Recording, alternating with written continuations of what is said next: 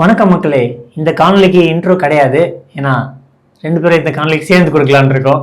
வணக்கம் கார்த்திகேயன். வணக்கம் பேகன். சொல்லிடுங்க மக்கள்கிட்ட என்ன எதை பற்றி பார்க்க போகிறோம்னு. எதை பற்றியும் இல்லை, நீங்கள் தொடர்ந்து பார்த்து பார்த்து உங்கள் கண்ணு வேர்த்து வேர்த்து சலிச்சு போன திமுகவோட விளம்பரங்களை தான். திமுக செய்யும் சேட்டை, விளம்பரங்களின் வேட்டை, அதுதான் இந்த தமிழோட தலைப்பு. அது மட்டும் இல்லை, என்கிட்ட ஒரு பாட்டு படிக்க ஆரம்பிச்சிங்கல்ல, அதையும் அதை சொல்லுங்க. பாடுவா? ஸ்டாலின் தோக்கட்டும், தமிழ்நாடு பிழைக்கட்டும். யாரும் பிடிச்சி உள்ள கில்ல போட்டுறாதீங்கப்பா. நல்லா இருக்கு. ஏன்னா அவங்க விளம்பரம் ஜெயிக்கட்டும் வளரட்டும் பண்ணுவாங்க, நம்ம தோக்கட்டும் தமிழ்நாடு பிழைக்கட்டும் தான் பண்ணணும். அதுதான் கரெக்டா இருக்கும் அவங்களுக்கு. அது மட்டும் இல்லை, ஒரு விளம்பரம் பண்ணல, ஒரு கதை சொல்ல வந்திருக்கோம்னுட்டு. அதை கேட்டா என்ன கதை தான் சொல்ல போறீங்க? நீங்க தான் 5 வருஷமா சொல்ற கதையெல்லாம் நாங்க பார்த்துட்டு தானடா இருக்கிறோம். அதை வச்சு ஒரு படமே எடுக்கலாம். நீங்க வேற கதை சொல்ல வந்திருக்கோம்னு விளம்பரம் வேற வந்துகிட்டே இருக்குது. விளம்பரமா சாவடிக்குதுங்க. ஒண்ணுமே பண்ண முடியல. காசா பணமா எழுதுறதுக்கு ஒரு பிளானா இருந்தா கதையா எழுதிடுறது. இப்பவும் பண்ண முடியல, ஒன்னும் பண்ண முடியல. நம்ம எந்த வீடியோவும் பார்க்கவும் முடியல. முதல்லாம் பாத்தீங்கன்னா இந்த மாதிரி டைம்ல ஐபிஎல் விளம்பரங்கள் வரும். அதை நம்ம ஏதோ ஒன்று பார்த்துட்டு இருப்போம். ஐபிஎல் நம்மளுக்கு வரும், சரி தோனி வரார், நம்மளுக்கு இப்படி வரார், என்னடா வராருன்னு போயிடலாம். ஐபிஎல் அதெல்லாம் பார்ப்போம் தொடர்ந்து. அதுல என்னடா இந்தியா ஐபிஎல் போட்டு இங்கிலாந்துல இருந்து ஆஸ்திரேலியா இருந்து இறக்கிறீங்கன்னு பார்த்தா அதுதான் ஐபிஎல். இந்தியாவுக்குள்ள அடிச்சுக்க மாட்டோம், இந்தியாவுக்குள்ள எல்லாரையும் கூப்பிட்டு வந்து அடிப்போம், எல்லாரும் அடிச்சுப்போம் ஒன்னா சேர்ந்து. யாரு என்னன்னு தெரியாது, நம்ம தள்ளி விட்டுருவோம். ஐபிஎல் பத்தி பேசல, ஐபிஎல்ல போக வேண்டாம். நம்ம திமுகவுடைய விளம்பரத்தை பத்தி பேச வந்திருக்கிறோம். ஸோ நாங்க அந்த நல்லது பண்ணோம், இந்த நல்லது பண்ணோம், நாங்க அதை செஞ்சோம், இதை செஞ்சோம்னு இவங்க விளம்பரம் பண்றாங்க. ஆமா சரி, உங்க ஆட்சியில சட்ட ஒழுங்குனால எத்தனை பெண்கள் பாதிக்கப்பட்டாங்க, பாலியல் துன்புறுத்தலுக்கு ஆளானாங்க, எத்தனை லாக்அப் டெத் நடந்துச்சு, அதையும் விளம்பரமா போடுங்க. போட்டு எங்க போக சொல்றீங்க? ஜெயிலுக்கா? யார் ஜெயிலுக்கு போவா? நான் டிஎம்கே சொல்றேன். அவதான் போனோம். யார் மேல கேஸ் போடுவாங்க? ஆடு போடுவாங்க, யார் அது மேல கேஸ் போடுறது? ஓகே, புரியுது. விளம்பரம் போட்டா ஞானசேகர் மாதிரி யாரோ ஒருத்தர் வேற வழியே இல்லைன்னு ஒரு குற்றவாளிக்கு மாட்டிட்டு நிக்கணும் முன் வந்து யார் வருவா? 200 ரூபா கொடுத்தா கூடத்துக்கே வர மாட்டாங்க. அதெல்லாம் பண்ணிட்டு தொடர்ந்து விளம்பரமா போட்டு மக்களை பிரெயின் வாஷ் பண்றது. நாங்க அந்த நான் முதல்வன் திட்டம், தமிழ் புதல்வன் திட்டம், அப்புறம் இலவசம் கொடுத்தோம், அப்புறம் என்னது அந்த ஓசி பஸ் சொன்னாங்க, வேற போட்டு வருது. இப்போ ஓசி பஸ் கொடுத்தோம். இல்ல அதுவே அவங்க ஆக்சுவலா அது ஓஹெச்எம் கம்பெனிக்கும் அசோக் லேலண்ட் கம்பெனியோட டைப் பண்ணி கான்ட்ராக்டுக்கு எடுத்திருக்காங்க. இது யாரும் இதை சொல்லி மக்களுக்கு புரிதல் ஏற்படுத்தணும். பெரும்பாலும் மக்கள் தெரியாதனால இவங்க ஏதோ கவர்மெண்ட் வாங்கி இவங்க கஷ்டப்பட்டு கல் உடைச்சு, இல்ல அவங்க கல் உடைச்சிருக்காங்க, கல் உடைச்சு மண் திருடி இந்த மாதிரி திருடி கல் தோடிச்சா இந்த மாதிரி காசுல பஸ் வாங்கி விட்டா கூட பரவாயில்ல, ஏன்னா அது அவங்க ஏதோ திருடி கஷ்டப்பட்டு உழைச்சிருக்காங்கன்னு. இவங்க நம்ம கிட்ட இருந்து வாங்கி நமக்கே கொடுத்துட்டு நீங்களே ஓசி, நீங்க மட்டும் நான் வேலை செஞ்சா சம்பளம் வாங்குறீங்க, சும்மா தானே சம்பளம் வாங்குறீங்க. யாரு? அமைச்சர்கள் என்னைக்கு வேலை செஞ்சு என்னைக்கு சம்பளம் வாங்குறாங்க? அது மட்டும் இல்லைங்க, கடன் எவ்வளவு ஏத்தி விட்டீங்க? 4 லட்சத்துல இருந்து 10 லட்சத்துக்கிட்ட ஏத்தி விட்டீங்கல்ல, அதுக்கு ஒரு விளம்பரம் பண்ணுங்க. கடனை ஏத்தி விட்டோம் அப்படின்னு மாத்தி விட்டோம். இந்த விளம்பரத்தை மாற்றி விட்டோம் பண்றீங்க, கடனை ஏத்தி விட்டோம்னு ஒண்ணு பண்ணுங்க. விளம்பரத்தை வச்சு அரசியல் பண்றதுலாம் எவ்வளவு கேவலமான செயல் பாருங்க. இதுக்கு எத்தனை கோடி செலவு பண்ணுவாங்க? ஒரு நாளைக்கு எவ்வளவு கோடி? ஒரு நாளைக்கு கிட்டத்தட்ட ஒரு யூடியூப் ஃபுல்லா புஷ் பண்றதுக்கு 100க்கு மேல இருக்கும். நமக்கு தெரியாது எத்தனை பேர் பாக்குறாங்க, எத்தனை பேர் ஸ்கிப் பண்றாங்க. இப்ப இது மட்டும் இல்ல, இந்த இன்ஃப்ளூயன்சர்ஸ் கூப்பிட்டு அவங்க பேச வைக்கிறது, அது அடுத்த வீடியோ. அது எத்தனை கோடி செலவு பண்ணுவீங்க? இதெல்லாம் மக்களுக்கு நீங்க நல்லது பண்ணாலே நீங்க மறுபடியும் ஆட்சிக்கு வந்துட்டு போகலாம். என்னைக்காவது அதை பத்தி யோசிக்கிறீங்களா? மக்களுக்கு நல்லது பண்ணா மக்கள் நல்லா இருப்பாங்க. அரசியல்வாதிக்கு எப்படி நல்லா இருக்குது? நல்லா இல்லாத மக்களை நல்லா ஆகுறோம்னு சொல்லி தானே நாங்க நல்லா ஆட்சி கொடுக்குறோம்னு சொல்லி ஏமாத்துறீங்க. மக்களுக்கு நல்லது பண்ணா இவங்களால கொள்ளடிக்க முடியாதுதான். ஏன்னா அந்த வரி பணம் எல்லாம் ஒழுங்கா போய் சேர்ந்துருச்சுன்னா மக்களுக்கு நல்லா இருக்கும். கள்ளசாராயம் கம்மியா வைக்கும், நிறைய பேர் உயிரிழப்பு போய். ஆனா நீங்க திரும்ப ஆட்சிக்கு வரணும்னு முயற்சிக்கிறீங்கல்ல, எவ்வளவு கோடி செலவு பண்றீங்க? எலெக்ஷன்ல போட்டிடுறதுக்கு எவ்வளவு பணம் செலவாகுது. நான் இதை மக்களுக்கு நல்லது பண்ணிட்டா உங்களுக்கு திரும்ப தேர்ந்தெடுத்துட்டு போறாங்க. அப்படி என்னங்க நீங்க ஆட்சி செய்யறது, நீங்க ஆட்சி செய்யணும்ன்றது, அடுத்தடுத்த தேர்தல் நிக்கிறது, இதுக்கு நீங்க நல்லது பண்ணிட்டு வந்தீங்கன்னா நாங்களும் நல்லா இருப்போம், நீங்களும் நல்லா இருக்கலாம். வேலை பண்ண நிறைய கஷ்டப்படுங்க, ஆட் பண்ண அவ்வளவு கஷ்டப்பட வேணாம். 4 போஸ்ட் கொடுத்தோமா ரஜினிகாந்த் மாதிரி அதை எடுத்து வீடியோ. இப்ப ஏன் கூட வந்துருச்சு, குதிரை மேல போறாங்க, தேர் ஓட்டிட்டு வராங்க, இதெல்லாம் எங்க போறாங்க? இவங்க செஞ்ச எந்த நலத்திட்டமுமே வந்து உருப்படியானது கிடையாது. நலத்திட்டம் செஞ்சிருக்காங்களா? உங்களுக்கு தெரியாத சொல்றீங்க. அதாவது இவங்க நலத்திட்டம்ன்ற பேர்ல செஞ்சதை சொன்னாங்க. அப்படி சொல்றேன், நீங்க தப்பா புரிஞ்சுக்காதீங்க. நம்ம சொல்றீங்களா அவங்களுக்கு சொல்றீங்க நலத்திட்டம்? அவங்களுக்கு நலத்திட்டம், நம்மளுக்கு நாசமான திட்டம், அதை விடுங்க. ஒவ்வொரு எலெக்ஷன் டைம்லயும் நாங்க வந்து அந்த மக்களுக்கு இந்த நலத்திட்டம் பண்ணியிருக்கோம் அப்படின்ட்டு நீங்க ஓட்டு கேட்க வருவீங்க. எப்பயுமே அந்த நலத்திட்டங்கள் பார்த்தீங்கன்னா இலவசத்தை மையப்படுத்தி தான் இருக்கு. மக்கள்கிட்ட வந்து பணத்தை தூக்கி போட்டுட்டு நீங்க வந்து ஓட்டை வாங்கிட்டு நீங்க திரும்ப திரும்ப கொள்ளடிச்சிட்டு சம்பாதிச்சு சொத்து சேர்த்துக்கிறீங்க, ஜாலியா இருக்கிறீங்க. இதுதான் நடந்துட்டு இருக்குது. இது எப்பதான் இது முடிவுக்கு வரும்னு தெரியல. மின்சார வரி ஏத்திட்டாங்க, மாதம் மாதம் கட்டுறோம்னாங்க. ஆனா 2 மாதத்துக்கு ஒரு வாட்டி தான் கட்டுறோம். ஆமா. நில வரி ஏத்திட்டாங்க, தண்ணி வரி ஏத்திட்டாங்க, சாலை வரி ஏத்திட்டாங்க, பெட்ரோல் குறைப்பாங்க, குறைக்கல. சிலிண்டருக்கு மானியம் தருவாங்க, அதுவும் தரல. இந்த மாதிரி கல்வி கடன் ரத்து பண்ணுவாங்க, பண்ணல. விவசாய கடன் ரத்து பண்ணுவாங்க, இந்த மாதிரி பண்ணல. இந்த மாதிரி தொடர்ந்து எல்லாம் பண்ணல. காலையில பாக்குறேன் ஒரு செய்தி சேனல், பிரபல செய்தி சேனல், ஒரு ஆட் வருது. இதெல்லாம் பிரச்சனை, இன்னெல்லாம் கஷ்டம் இருக்கு, அடுத்த மாசம் சரி பண்ணிக்கலாம், அடுத்த மாசம் சரி பண்ணிக்கலாம், அடுத்த மாசம் சரி. என்னன்னு பார்த்தா 8000 வாடகையே 8000 ரூபாய் வந்துடும், கரண்ட் பில் 1000 ரூபாய் வந்துடும். இவங்க எப்படி 8000 ரூபாய் ஃப்ரிட்ஜ் வாங்கலான்றாங்க, ஏசி வாங்கலாம், ஃப்ரிட்ஜ் வாங்கி எனக்கு இல்லைங்க. மினிமம் என்ன கொடுமைனா 8000 ரூபாயில ஃப்ரிட்ஜ் வாங்கலாம், ஏசி வாங்கலாம், டிஃபெண்டர் கார் வாங்கலாம் சொல்றாங்க. டிஃபெண்டர் கார் வச்சிருக்காரு. Okay okay. அதாவதுங்க ஒரு ஃப்ரிட்ஜ் ஓடிட்டு இருந்தேன் காலையில, 1 மணி நேரம் 1/2 மணி நேரம் லேட் ஆயிடுச்சு. எல்லா போலீஸும் ரவுண்டு கட்டுறாங்க, நான் கூட ஹெல்மெட் தான் நிக்கிறாங்க. நம்மளே ஏன்டா பிடிக்காம பார்த்தா ஒரு பக்கம் ஃபுல்லா அணை கட்டு, ஒரு பக்கம் காலி பண்றாங்க. அவர் 1/2 hour கழிச்சு தான் போறாரு டிஃபெண்டர் கார்ல. சரி, எவ்வளவு பிரச்சனை. ஒரு ஃப்ரிட்ஜ் வாங்கணும்னா கிட்டத்தட்ட 15,000க்கு மேல செலவு பண்ணாதான் உங்களுக்கு நல்ல ஃப்ரிட்ஜ் கிடைக்கும். திமுக சைஸ்ல குடுத்துருவாங்க, இந்த சைக்கிள் ஐஸ் வண்டியில தள்ளிட்டு போவாங்கல்ல ஒரு குட்டி, ஆமா அதுதான் ஃப்ரிட்ஜ்.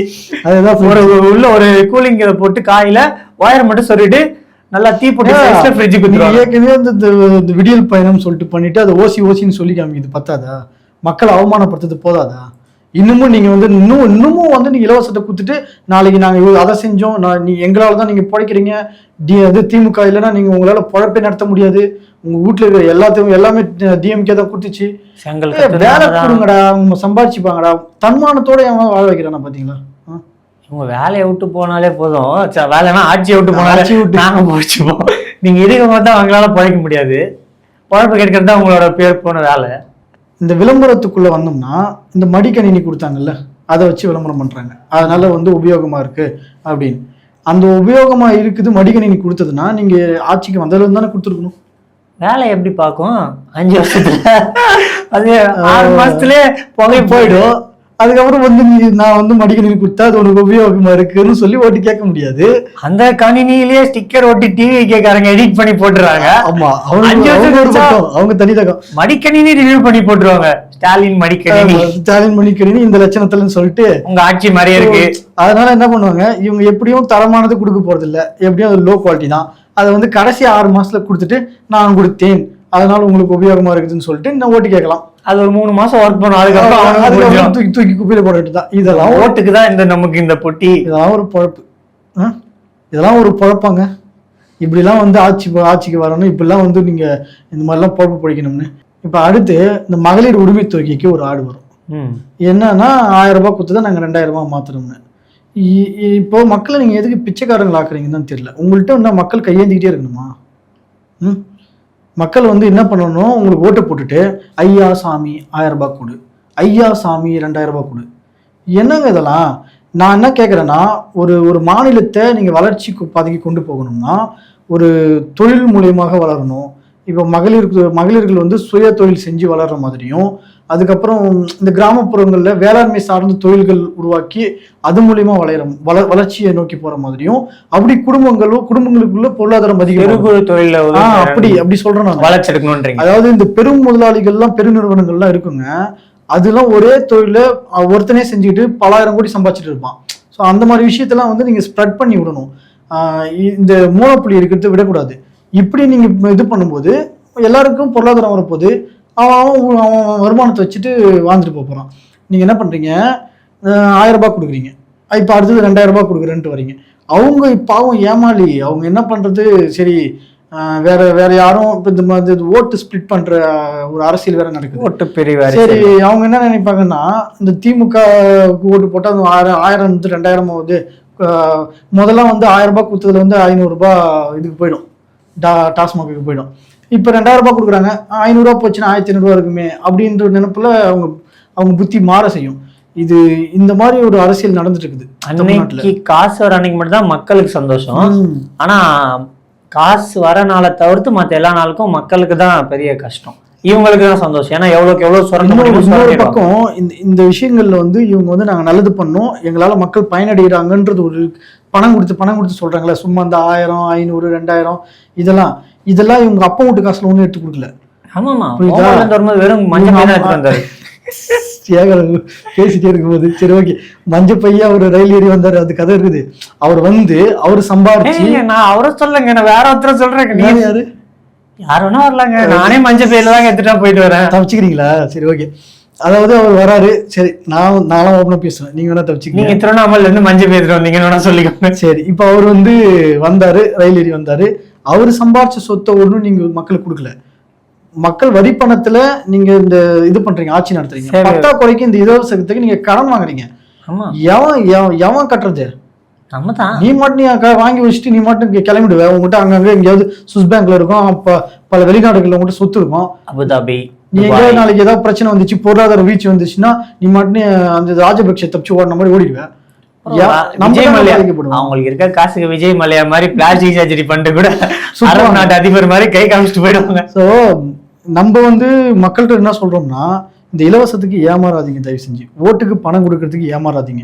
இந்த தேர்தல் நெருக்கம் வருது, இந்த டிஎம்கேவுடைய இந்த பூச்சாண்டி, இந்த விளம்பரத்தை வச்சு இவங்க பொழப்பு நடத்துறது, இது அப்பட்டமான அரசியல்னு நீங்க தான் புரிஞ்சுக்கணும்.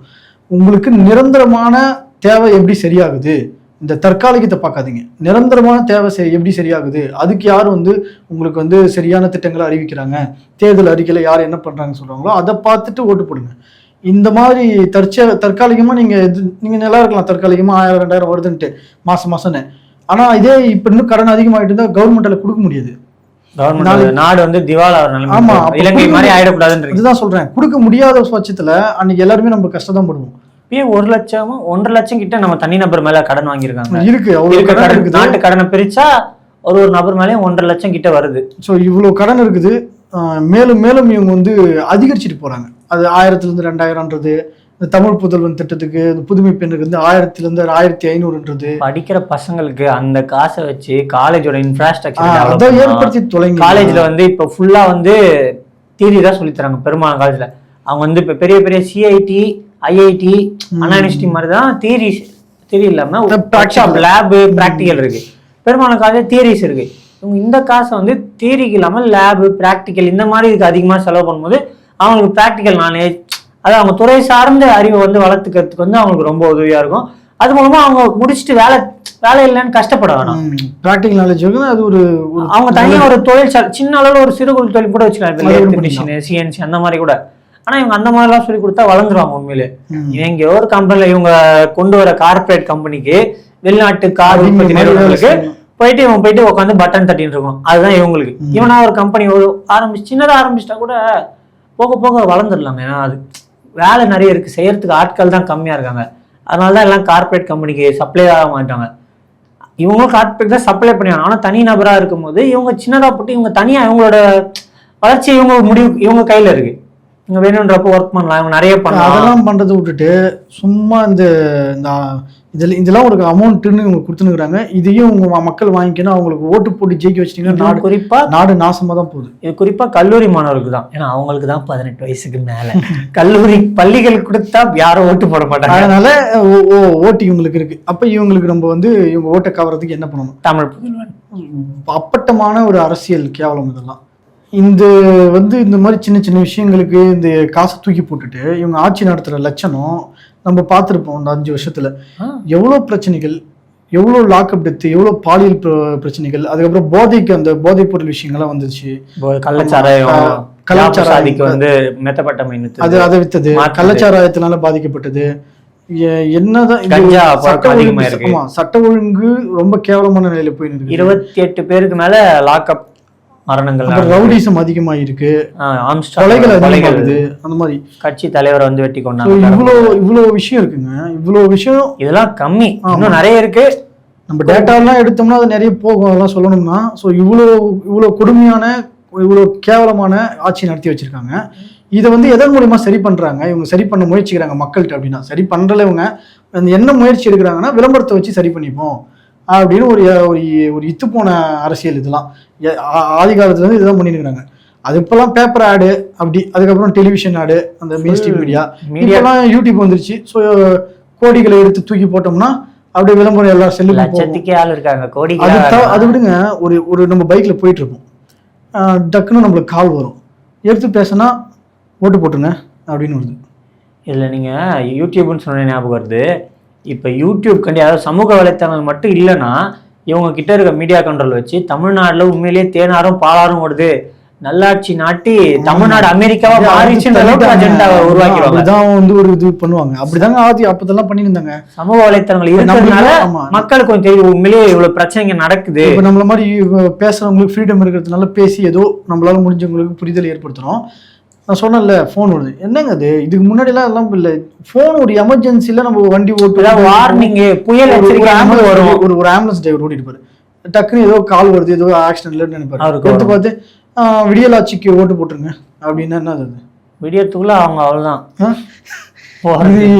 எதுக்கு இந்த மாதிரிலாம் பண்ணணும்? இல்ல இது ஆக்சுவலா புயல் எச்சரிக்கை, இந்த மாதிரி பெரிய பூகம்பம், இந்த மாதிரி பேரிடர் காலத்துல எச்சரிக்கைக்காக வரும். இதெல்லாம் பயன்படுத்தி இவங்க தப்பா யூஸ் பண்ணி அரசியல் பண்றாங்க. விஞ்ஞான ஊழல் தந்தை யாருங்க?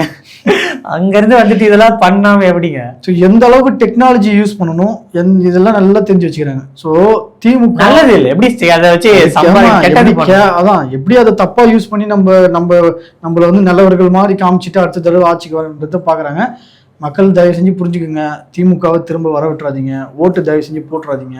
உங்களுக்கு தற்காலிகமா நல்லது பண்ணுவாங்க, ஆனா தற்காலிகமா இல்ல, அந்த ஒரு நாள் அதான் அதுக்குமே அது வந்து திரும்ப உங்களுக்கு வந்து எப்படி சொல்றது, விலைவாசி அதிகமாகுதுனால அந்த கடன் அதிகமாகறதுனால விலைவாசி அதிகமாகுதுனால அந்த காசுலாம் ஒரு இல்லை. அது உங்களுக்கு நான் ஏன் தற்காலிகமா நல்லது பண்றாங்க சொல்றேன் தெரியுங்களா?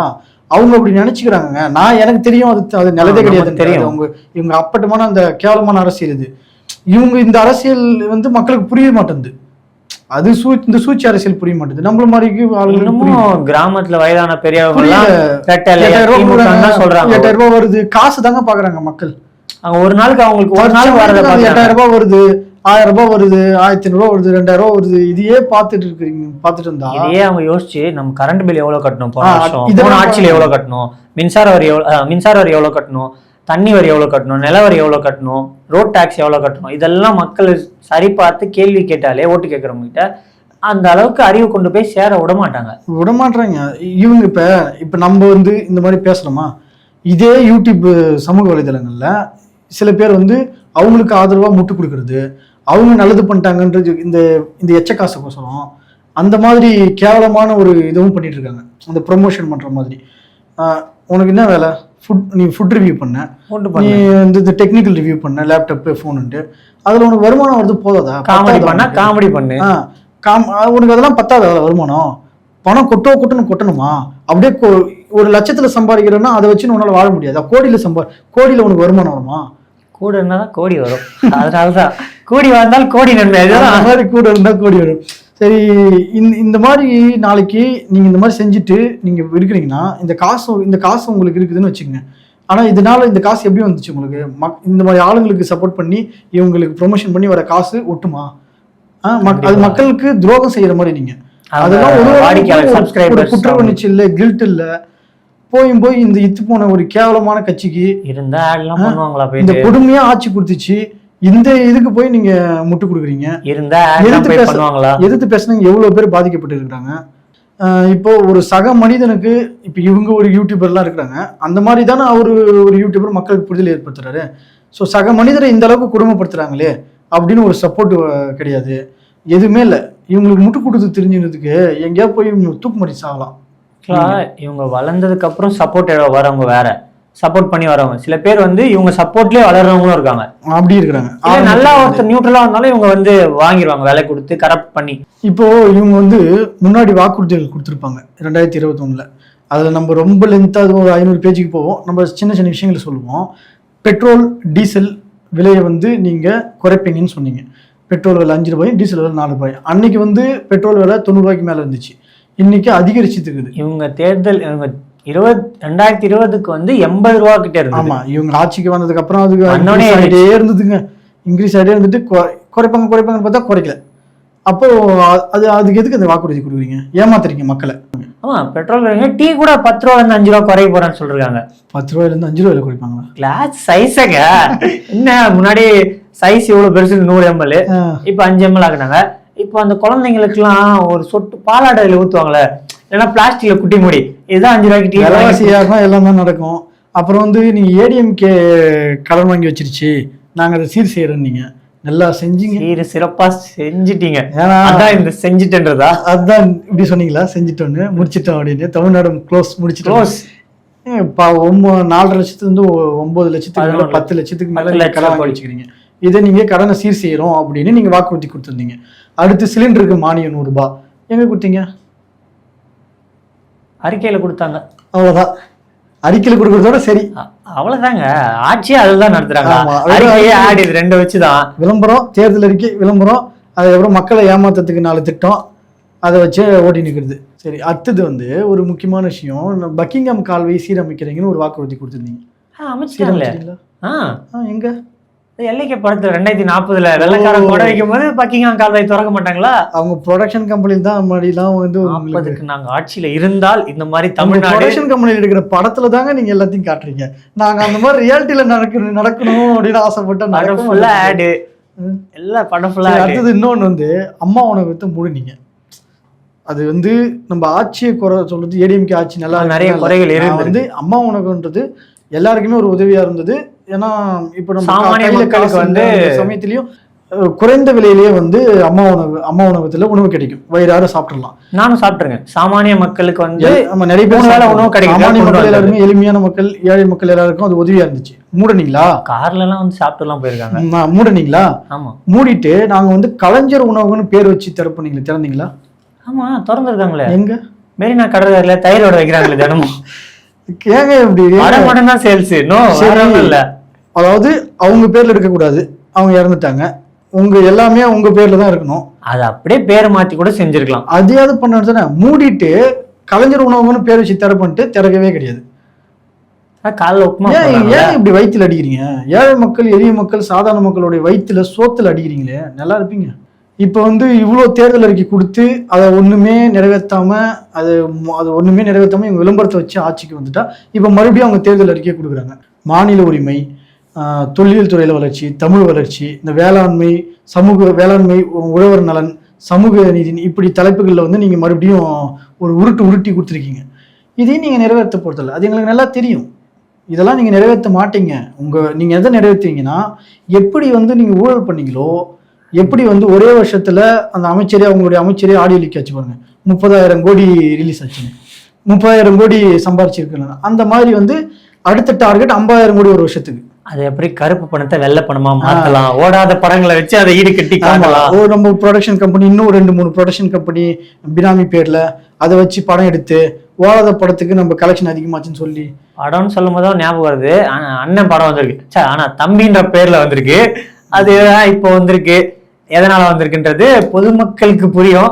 தேர்தல் நேரத்துல மொத்த திரையுலகமும் யார் கட்டுப்பாட்டுல இருக்குன்னு அதையும் மீறி ஒண்ணு வருதுன்னா எவ்வளவு பெரிய எதிர்ப்பா இருக்காருன்னு பார்த்து புரிஞ்சுக்கோங்க. ஆமா, எப்படி எதிர்க்கிறாருன்னு பாத்துக்குங்க. சரி, அது மக்கள் புரிஞ்சுக்கிட்டோம் நம்ம சொன்னதை. ஸோ இப்போ இந்த அறிக்கையும் உபயோகம் இல்லை, உருட்டு அறிக்கை தான். ஸோ நம்ம வந்து இறுதியா மக்கள்கிட்ட என்ன சொல்றோம்னா, இவங்க தேர்தல் அறிக்கை நம்பாதீங்க, இலவச திட்டங்கள் கொடுப்பாங்க, அதை பண்ற இதை பண்ற, இதுக்கெல்லாம் ஏமாறாதீங்க. தயவு செஞ்சு நல்லது யாரு பண்றாங்களோ, இது வரைக்கும் யாரு ஆட்சியில இல்லையோ அவங்கள உங்களுக்கு யாரு சரின்னு போடுதோ ஓட்டு போடுங்க. நாங்க இவங்களுக்கு தான் ஓட்டு போடுங்கன்னு யாரும் நிலைப்பாட்டி நாங்க எடுக்கல. அப்படிதான் எடுக்க முடியாது. தமிழ் தேசியத்துல இருந்து இந்த தேர்தலில் நாங்க எடுக்கல எந்த நிலைப்பாட்டியும். ஸோ நாங்க என்ன பண்ணோம்னா, ஏற்கனவே இருந்த கட்சியை விட்டுட்டு நீங்க யாருக்கு வேணாலும் உங்களுக்கு மனசுக்கு சரின்னு போறதை போட்டு நீங்க தேர்தலில் வாக்கு செலுத்துங்க. அதான் நம்ம இறுதியா சொல்றோம். நாடு நலம் பெற, மக்கள் வாழ்வு வளம் பெற வாக்களிக்காதீர் உதயசூரியன் சின்னத்துக்கு. நான் கூட யாருக்கும் வாக்களிக்க சொல்ல போறீங்களா நினைச்சேன். டிஸ்க்ளைமருங்க முன்னாடி போட்டுருங்க.